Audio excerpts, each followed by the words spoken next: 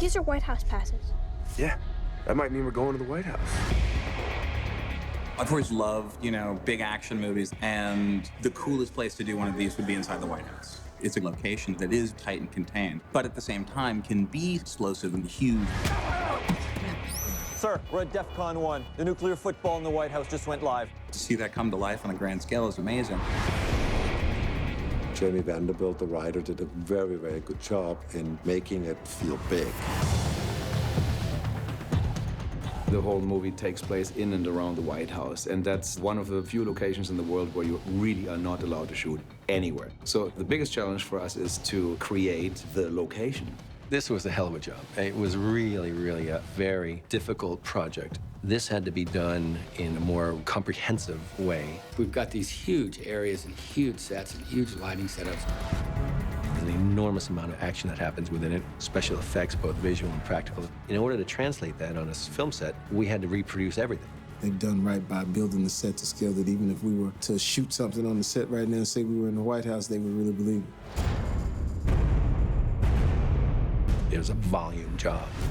We had every stage in Montreal, and we were constantly on the look for extra stages. Kirk just made it happen. He worked his ass off across 7 stages at Mel's studios in Montreal, plus warehouses that extended out of that because they weren't big enough to hold us. So this is one of the sound stages. So how many do we have? 10. Pretty much everything I've seen has blown my mind. Hummingbird, this is Castle Ground. You are clear.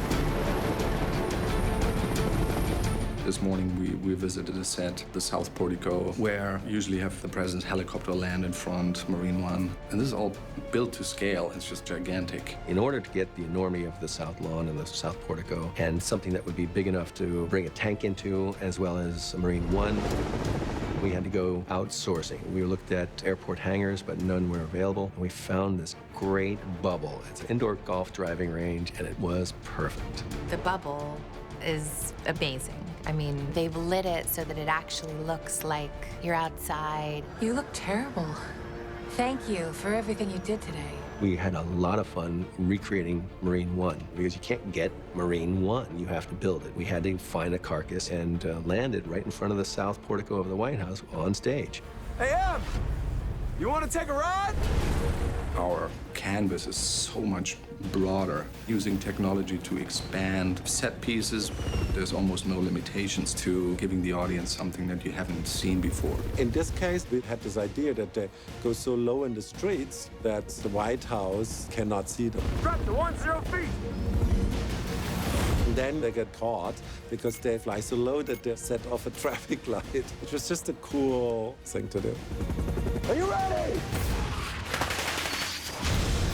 For this movie, we did build pretty much most of the city of Washington in the exactly correct scale from Google Earth, satellite pictures, and measurements that we took. We could create the environment correctly in the computer and then feed that in on set and see exactly what's where. I'm right outside the Capitol.